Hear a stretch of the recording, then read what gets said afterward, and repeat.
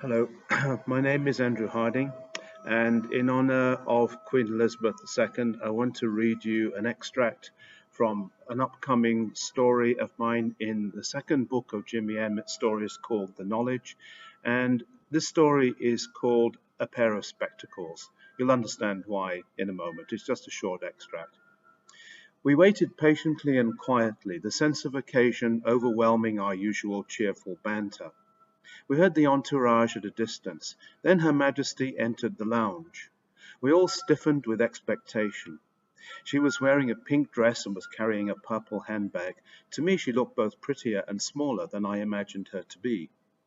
Lady Alice was in attendance and steered her to the line of the Agnes folk for introductions. The equerry bird hovered in the background, his wings folded and his beak lowered. The moment had finally come for me to meet my queen. I told myself not to make a mess of it.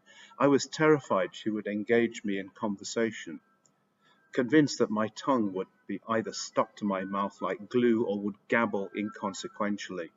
I just hoped that my Jimmy Emmett lippiness would somehow see me through. Heads bowed.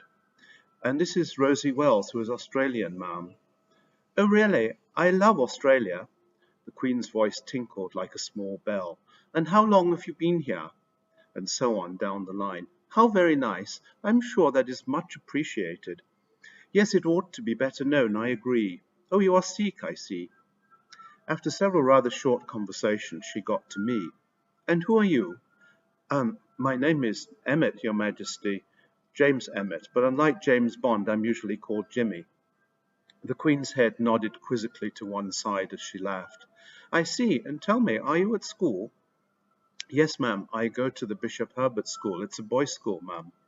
And how do you find it? Well, ma'am, I would prefer it a lot if it were for girls, too. I was actually wondering if you could do something about that, ma'am.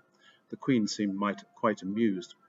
Well, that is more a matter for the Education Secretary. Perhaps you should write to her with your views on co-education. I could see out of the corner of my eye that the equerry's bird's beak was quivering, his wings fluttering, and he wanted urgently to move on. I will, ma'am. Thank you kindly for your advice, ma'am. I bowed deeply. I expect you are telling me because you have a girlfriend at the girls' school. Yes, ma'am. Her name is Lucy, and she's frightfully pretty and clever, too. She's every bit as good as a boy, ma'am, in most ways. But how did you know?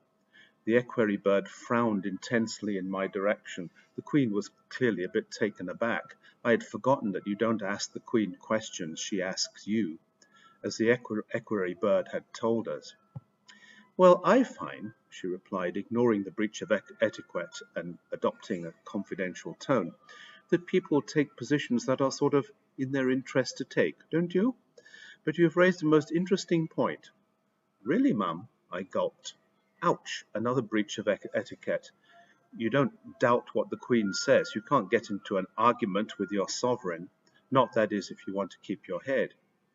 I mean, thank you, ma'am. The equerry bird seemed on the verge of exploding with annoyance and was looking at his watch. We'd better get a move on, ma'am, he said quietly in her ear. Yes, of course, she replied patiently. Well, Master Jimmy, she concluded, offering her gloved hand, it has been such a pleasure.